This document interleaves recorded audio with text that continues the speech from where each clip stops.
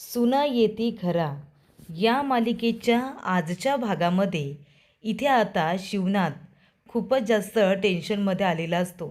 कारण गावातले लोक सतत म्हणत असतात की तुमच्या मुलाने पळून जाऊन लग्न केलं ना.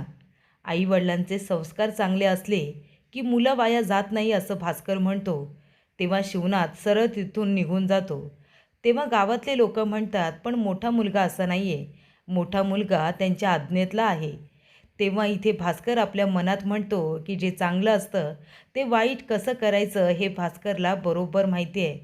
तर इथे ज्या पद्धतीने आता माधव दारू पिऊन आलेला असतो, त्याला सकाळी उठायलासुद्धा होत नसतं. तो उठून बसतो आणि म्हणत असतो, आई आई गं, डोकं किती दुखतंय. तेवढ्यातच तिथे वेदा येते त्याच्यासाठी लिंबू पाणी घेऊन आणि म्हणते, घ्या साहेब, लिंबू पाणी घ्या. माधव म्हणतो, साहेब? वेदा म्हणते, हो, तुम्ही साहेबच आहे ना. लिंबू पाणी दिलं की मग हा उतारा आहे तुमचा. उतारा दिला की तुम्हाला बरं वाटतं, रात्रीची उतरते, बरोबर ना. तेव्हा इथे आता लगेच माधवला आठवतं, तो दारू पिऊन आलेला असतो. मामाला म्हणत असतो की मामा, आय लव्ह यू. खरंच हे प्रेम करणं आहे ना, खूपच वाईट असतं. तेव्हा इथे माधव म्हणतो, मी इथे कसा काय आलो. तेव्हा वेदा म्हणत असते की कसा काय आलो, सांगते ना. उडून आलास तू इथे, उडून. तो म्हणतो, काय उडून. ते म्हणते, हो. जेव्हा इथे आता माधवजवळ बोलायला त्याची आई उमा जाते तेव्हा तो इतका दारू प्यालेला असतो की त्याला काय बोलावं काही कळतच नसतं. ती जेव्हा उठवायला जाते तेव्हा तो झोक्यावरून खाली पडतो. तेवढ्यातच तिथे आलेला असतो श्री माधवला सावरत असतो. तो म्हणतो, आई तू जा, मी त्याला सावरतो. तेव्हा वैतागलेली उमा सरळ घरामध्ये निघून जाते. कारण का इथे आता माधवला अजिबातच शुद्ध नसते.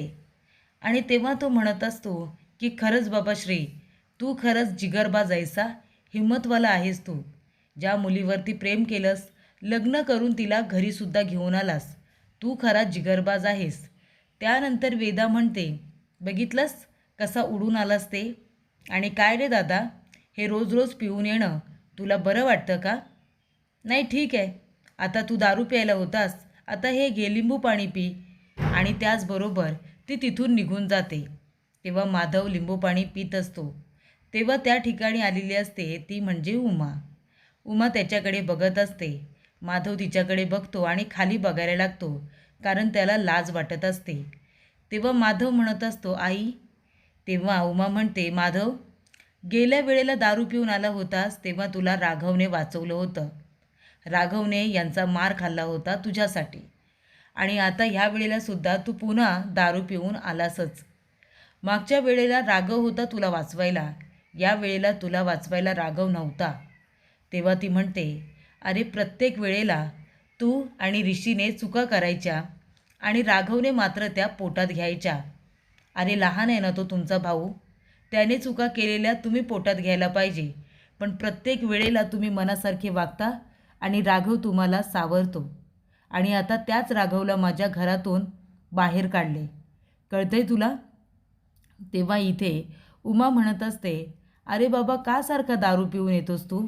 आणि जर येतोस तर तुमच्या आप्पांसमोर जाऊन तुम्हाला बोलायची हिंमत आहे की ही चूक राघवने नाही आम्ही केलेली आहे. कबूल करू शकता तुम्ही तुमची चूक. नाही ना. त्यामुळे उमा म्हणते की हे बघ, मला फक्त एवढंच म्हणायचं आहे की रोज रोज दारू पिणं हे बंद कर. मला माहिती आहे मधुरामुळे तुझ्या मनाची घालमेल होते, मी आई आहे तुझी, तुझं मन मला कळतं. पण याचा अर्थ असा तर होत नाही ना की तू रोज दारू पिऊन येशील आणि घरामध्ये बडबड करशील. एक गोष्ट लक्षात ठेव तू आता माधव, पुन्हा जर दारू पिऊन या घरात आलास ना तर मी तुझ्यासोबत बोलणारच नाही. काहीही झालं तरीसुद्धा. चुका करायच्या तुम्ही आणि तुमचे आप्पा नेहमी राघवला चुकीचं समजतात, त्याची काही चूक नसतानासुद्धा. कळलं तुला. आणि हे बरोबर नाही आहे. मोठा आहेस ना तू, जबाबदारीने वाग. त्यानंतर ती तिथून निघून जाते. तेव्हा माधव म्हणतो, अरे तू इथे काय करतोय श्री, तू ऑफिसला गेला होतास ना. तेव्हा श्री म्हणतो, हो दादा, मी ऑफिसला गेलो होतो, पण फाईल घरी राहिली होती ना, म्हणून मी इथे आलो. त्याचबरोबर इथे राघव म्हणतो, ए मामा, जास्त पुढे जाऊ नको. तेव्हा मामा म्हणतात, अरे पण बाबा राघव, तुला इथे काय यायचं आहे? राघव म्हणतो, मला आप्पांना फक्त एकदा बघायचं आहे, ते बरे आहेत ना, मला बघायचं आहे. तेव्हा मामा म्हणतात, अरे राघव, हे बघ ते एकदम दाजी बरे आहेत, खातायत पितायत मस्त आहेत, चल इथून चल. तेव्हा राघव म्हणतो, ए मामा गप्प बस, आप्पा दाखवताना दाखवतात ते बरे आहेत म्हणून, पण त्यांच्या डोळ्यात बघितल्यानंतर मला कळतं की ते बरे आहेत की नाही, फक्त एकदा बघू दे. तेवढ्यातच शिवनाथ फोनवरती बोलत तिथे आलेला असतो आणि तो बघतो तर काय, त्याला राघव आणि त्या ठिकाणी आता मामा दिसतात, बंटी मामा.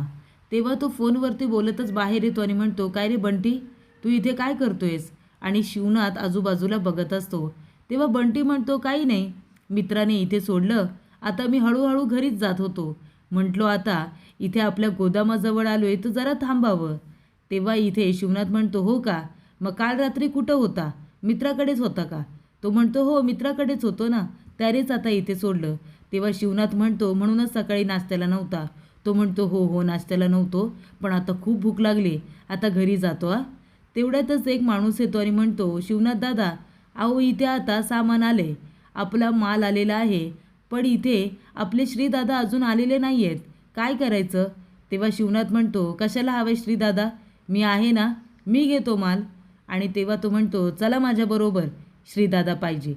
तेव्हा इथे आता शिंदे आलेले असतात, ते म्हणतात, अरे बाबा, त्यांच्या मुलाने पळून जाऊन लग्न केले, कशाला उगाच त्याचं नाव घेतोस, साहेबांना राग आला ना. त्याचबरोबर इथे आता मंदा मावशी आलेली असते. ती म्हणते, चला काटा छापा करण्याची वेळ आली. तेव्हा तिथे छाया येते आणि म्हणते, ओ मंदा मावशी, राहू द्या, छापा काटा करू नका, जा तुम्ही तिकडंच जा. ती म्हणते, अगं असं कसं, छापा काटा करते की. तेव्हा ती म्हणते, मंदा मावशी राहू द्या, छापा काटा केलं तरी पण तुम्ही आधी तिथेच जाणार आहात, त्यापेक्षा असंच जा, तसं बी आज तुमची तिथं जास्त गरज आहे. तेव्हा इथे आता मंदा मावशी येते आणि म्हणते, अगं उमे उमे, अगं आहेस कुठं तू? अगं एवढी लहान होतीस तू, तुला लहानाचं मोठं मी केलं आणि आता तुझी सून बी आली व्हय? अगं कुठं हाय, कुठं माझी नाचून, चल मला तिला डोळं भरून बघायचं आहे. तेव्हा ती आता उमाला म्हणते, तू राहीतच, मला जाऊ दे माझ्या सुनाला बघायला. मंदा मावशी आल्या आल्या जोरात ओरडते आणि म्हणते, अगं बाई, ही कशी सून आणली कधी? तेव्हा वेदा म्हणते, मंदा मावशी, अगं मी सून नाही आहे, वेदा आहे, वेदा. ती म्हणते, अगं वेदा, हे काय तोंडाला लावून बसलेस बाई? तेव्हा वेदा म्हणते, अगं हे आहे ना, त्याला स्किन केअर म्हणतात, स्किन केअर. ती म्हणते, काय स्किन केअर? अगं ते कसं भूतासारखं वाटतंय, जा बरं तोंड धुवून घे जा. तेव्हा वेदा लगेच तिथून तोंड धुवून निघालेली असते. तेव्हा इथे मंदा मावशी म्हणत असते, अगं उमे, अगं कुठं आहे माझी नासून, अगं भेटू दे तरी मला तिला. तेव्हा तिथे श्री असतो. श्री म्हणतो, मंदा मावशी, अगं किती बोलतेस गं तू, थांब मी बोलावतो तुझ्या सुनेला. तो म्हणतो, प्रियंका जरा इकडे ये. तेव्हा प्रियंका त्या ठिकाणी येते. तेव्हा इथे मंदा मावशी तिला बघते आणि बघतच बसते. मंदा मावशी म्हणते, आई आई ग, किती नक्षत्रवाणी आहे रे ही सून, कुठे भेटली कुठे तुला इतकी सुंदर मुलगी? त्यानंतर दोघे जण मंदा मावशीच्या पाया पडतात. तेव्हा मंदा मावशी दोघांना आशीर्वाद देते आणि म्हणते, हे घे, तुला 20 रुपये आणि तुला 20 रुपये, माझा आशीर्वाद म्हणून ठेवा. आणि कळलं का, अष्टपुत्र सौभाग्यवती भव, घराचं गोकुळ करा तुमच्या सासू सासऱ्याने, म्हणजे तुझ्या, जसा हा संसार केला ना, तसा त्यांच्यासारखा चांगला संसार करा, कळलं का? तेव्हा इथे घराचं गोकुळ करा म्हटल्यानंतर उमा म्हणते, घराचं गोकुळ होईल की नाही माहिती नाही, पण माझ्या एका आता गोकुळातला एक माझा कृष्ण घरातून गेलेला आहे, माझा राघव. ती म्हणते, कुठे राघव, काय झालं त्याला? तेव्हा त्याला घरातून बाहेर काढले हे समजतं. तेव्हा इथे आता सकाळ सकाळ अन्विता उठलेली असते आणि उभी असते. तेव्हा तिची आई तिच्यासाठी चहा घेऊन येते. तेव्हा ती म्हणते, काय गं अन्विता, सकाळी लवकर उठता येत नाही का, एवढ्या उशिरा उठलीस? हे बघ, उद्या तुला सासरी जायचं आहे, तिथे जर अशीच वागलीस तर ते लोक काय म्हणतील, आईने काहीच शिकवलं नाही आहे वाटतं हिला, असेच म्हणतील ना. ती म्हणते, मम्मी सकाळी सकाळी कुठून कुठे जातेस गं? ती म्हणते, मी बरोबर जाते जिथे जायचं आहे तिथे. तेवढ्यातच तिथे बंटी मामा येतात. अन्विता म्हणते, काका, अरे कुठे आहे तुझा राघव, आला की तिथेच आहे अजून? तो म्हणतो, ए गप. ते म्हणते, अरे मी काळजीने विचारते. तो म्हणते, नाही आला, तो तिथेच थांबलाय.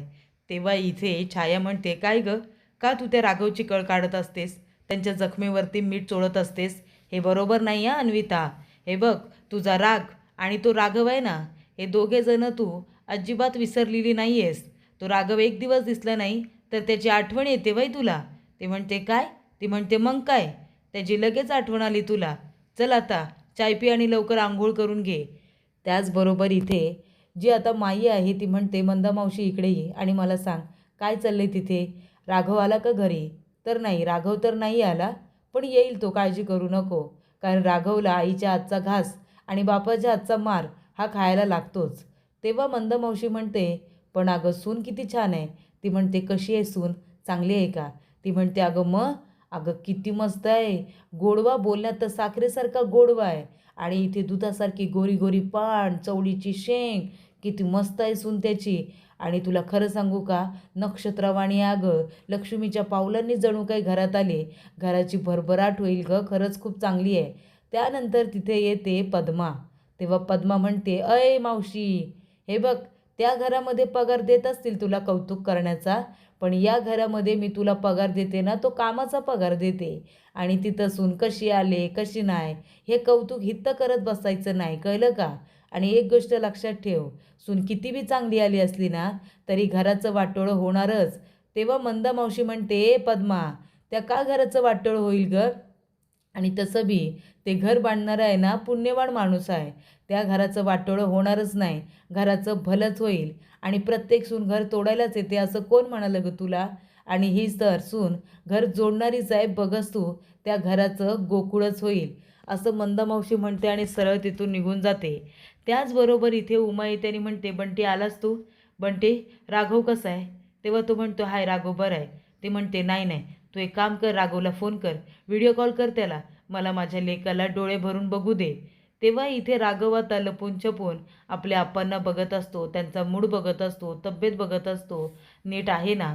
राघवला आपल्या आप्पांची सुद्धा काळजी असते. आणि त्यामुळे इथे मामाचा व्हिडिओ कॉल आल्यानंतर राघव म्हणतो हा मामा पण ना, अरे ये मामा, अरे काय झालं र, कशाला व्हिडिओ कॉल केलायस? चुकून तू व्हिडिओ कॉल लावलायस का? हे बघ फोन ठेव, मी आप्पांना भेटायला आलोय. त्यानंतर इथे उमा फोन घेते आणि म्हणते राघव माझ्या बाळा कसं आहेस तू? तेव्हा तो म्हणत असतो आहे, अगं मी एकदम ठीक आहे, एकदम ठीक आहे, तू काळजी करू नको माझी, मी एकदम बरं आहे. हे बघ, तू पण बरी राहा, अजिबात काळजी करू नको, मी लवकरच घरी परत येईल, तू नको काळजी करू. तेव्हा ती म्हणते राघव बाळा, तू घरामध्ये नाही आहेस ना, तर घर घर वाटत नाही आहे रे, अजिबात चांगलं वाटत नाही आहे. आणि महत्त्वाची गोष्ट म्हणजे हे बघ राघव बाळा, तू जेव्हा घरात असतोस ना घर भरलेलं वाटतं रे. हे बघ तू ये ना घरी परत, लवकर ये. तो म्हणतो आहे मी येईन परत लवकर, मलासुद्धा करमत नाही ग तुमच्याशिवाय, मला सगळ्यांची खूप आठवण येते, म्हणून तर मी इथे आपणना भेटायला आलो आहे ना. हे बघ आई तू काळजी करू नको, मी लवकरच घरी परत येईन, मलासुद्धा तुमच्या सगळ्यांची खूपच जास्त आठवण येते. उमा म्हणते राघव बाळा मला पण आठवण येते रे. हे बघ बास झालं आता, तू घरी ये बरं, आपणना सॉरी म्हण आणि लवकर घरी ये. तो म्हणतो आहे मलासुद्धा तुमच्या सगळ्यांची काळजी आहे, मलासुद्धा तुमच्या सगळ्यांची आठवण येते, पण मी आता येणार नाही. तेवढ्यातच तिथे शिवनाथ येतो आणि म्हणतो काय रे, एवढी जर सगळ्यांची तुला काळजी असती तर आम्हाला न सांगता भावाचं परस्पर लग्न लावून दिलं असतंस का? दिलं असतंस? हे काळजी करायचं नाटक करू नकोस, कळलं ना तुला?